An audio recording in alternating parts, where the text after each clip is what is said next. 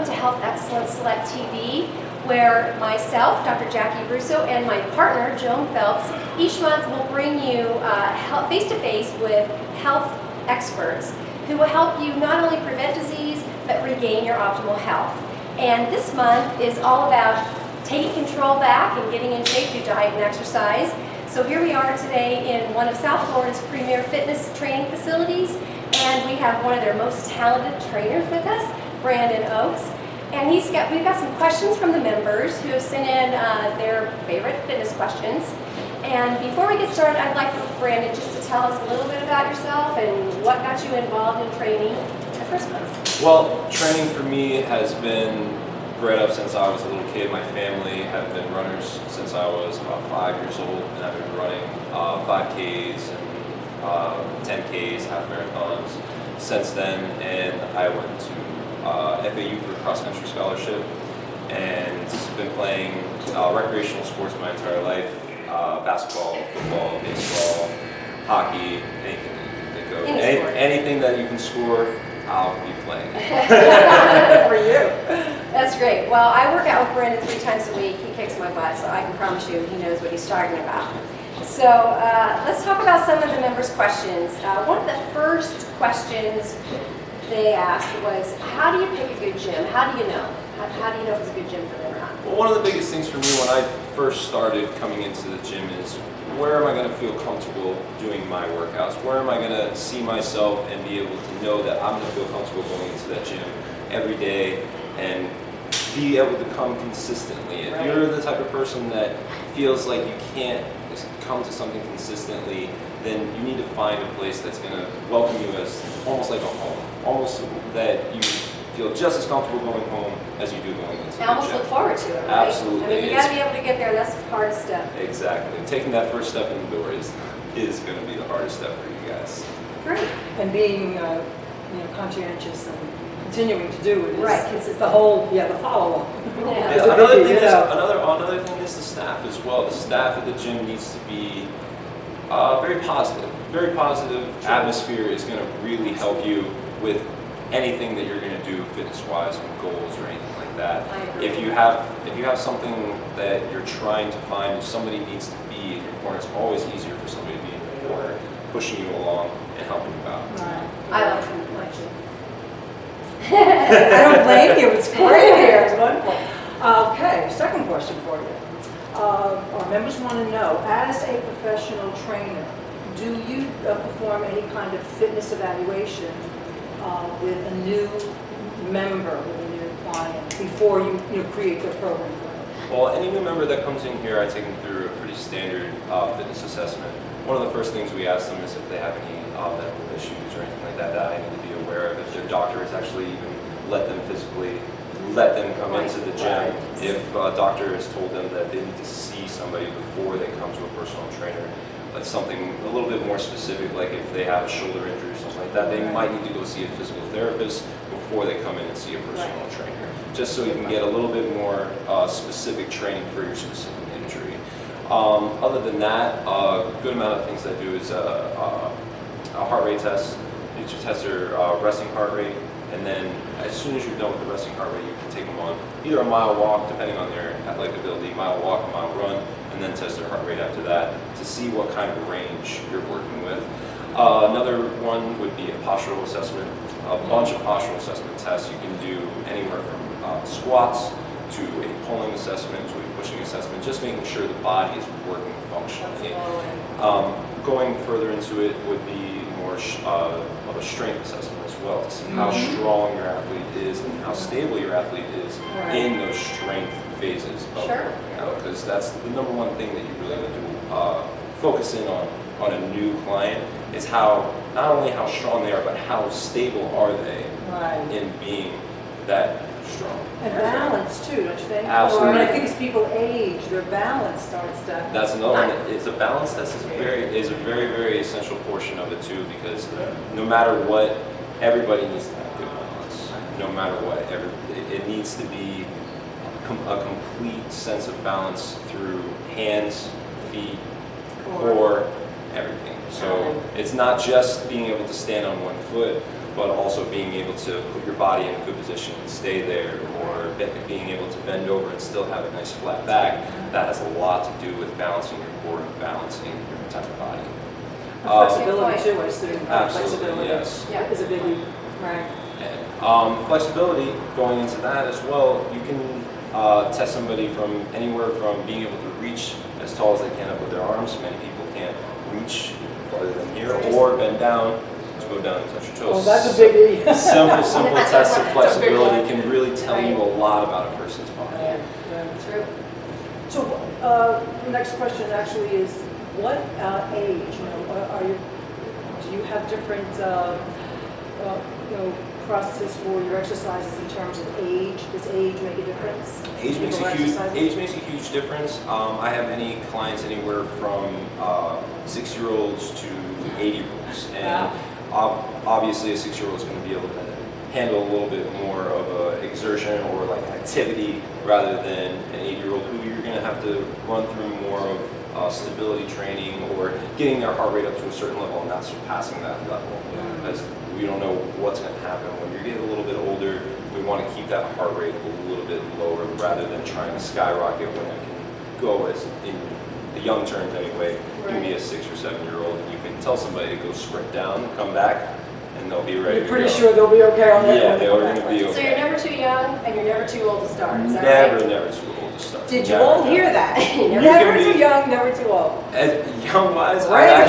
I've actually worked at a children's fitness gym where we have taken 6-month to 7-month-year-old babies and done abs, crunches, and there's science behind it that you are, even if you're helping your baby up and down, just laying down doing a crunch, they are activating their core coming up and activating their core coming down as well. So you can even take your 6-7-month-old baby and start working on those abs. Awesome. Okay, moms, you hear that? That's a great way to start. Okay, the next question is, and it's the battle between which is better, cardio or weight training? All right, so this one, it really hit home for me because I was a cross-country runner for a very long time, and then I actually had a knee injury from running a little too many miles, so I decided to switch more into weightlifting.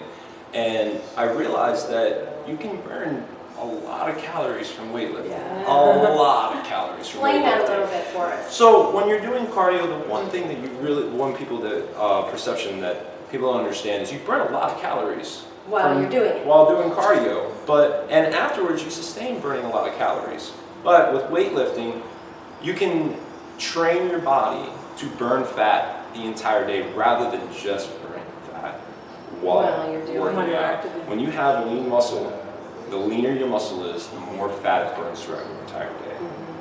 So the stronger and leaner you are, the more fat is burned throughout the whole day, the less mass, the less protein it needs. So you really need to find that good balance of being able to get your heart rate up and get that cardio blast in, and also be able to develop that lean muscle from weight training. And you don't have to be like Arnold Schwarzenegger muscle weight lifting, You right? absolutely do not, but that's a great point. That's why all those guys have such high calories. That's what you see them eating all these huge meals all the time. You're like, why don't they have big stomachs? Because they burn so efficiently. And when it comes to that, it's anywhere from 20 to 30 grams of protein is good for a normal person, but for those guys, they need 30 to 35. They need a little bit more protein in order to sustain how much muscle they have. Yeah.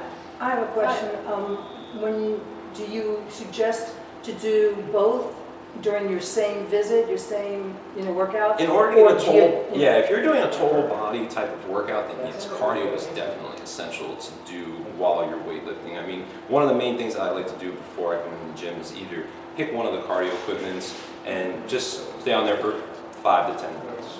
And then that way your body gets warm and you're ready to do anything that you want, whether it be cardio or weightlifting. And it avoids strains and tears and things like that. Absolutely, right? yes. Yeah, smart.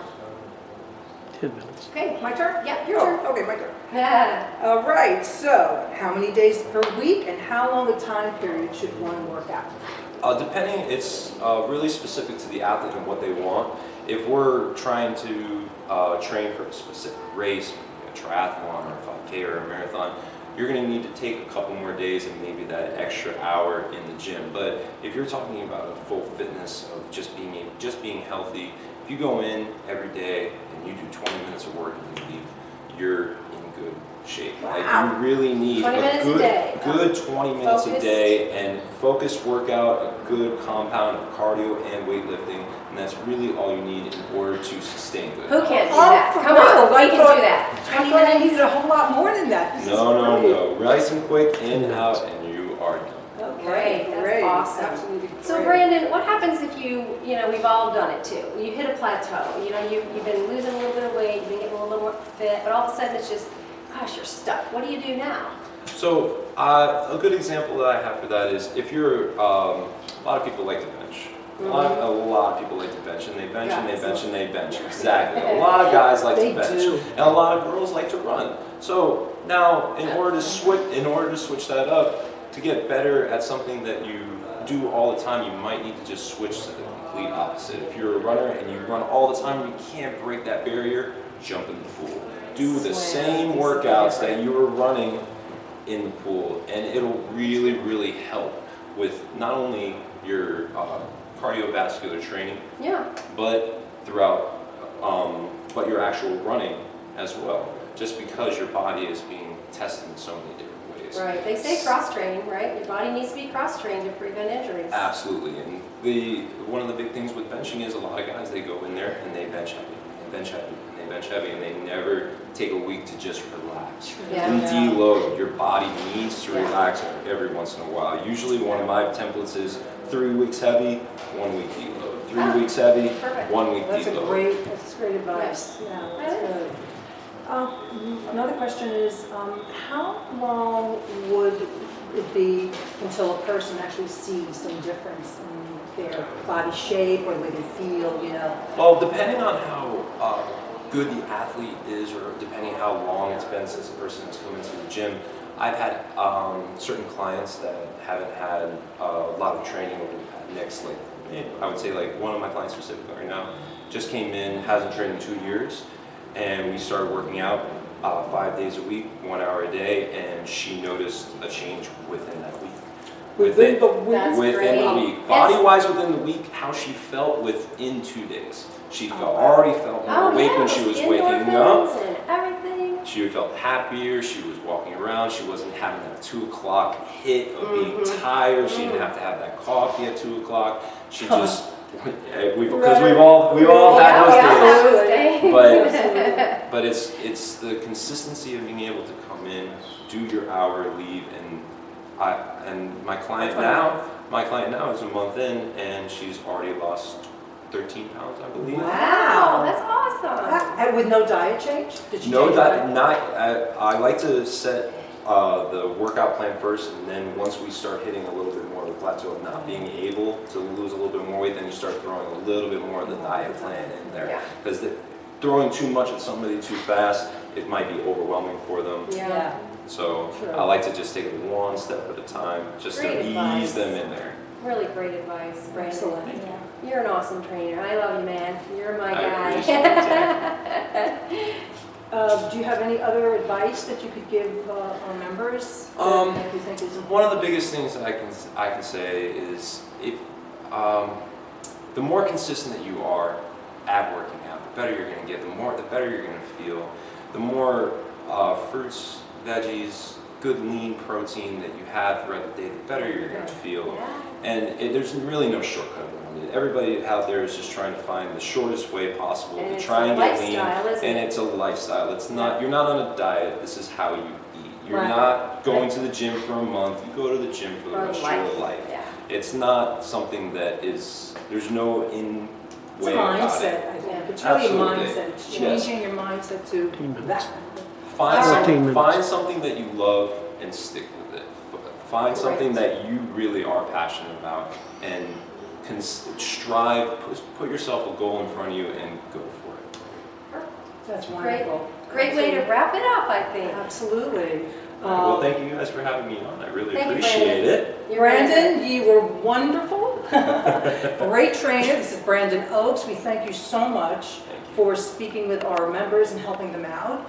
And we're thrilled to be here. Thank you again, and we'll see you Come See you see me next at time. Impact Sports Performance. There you go.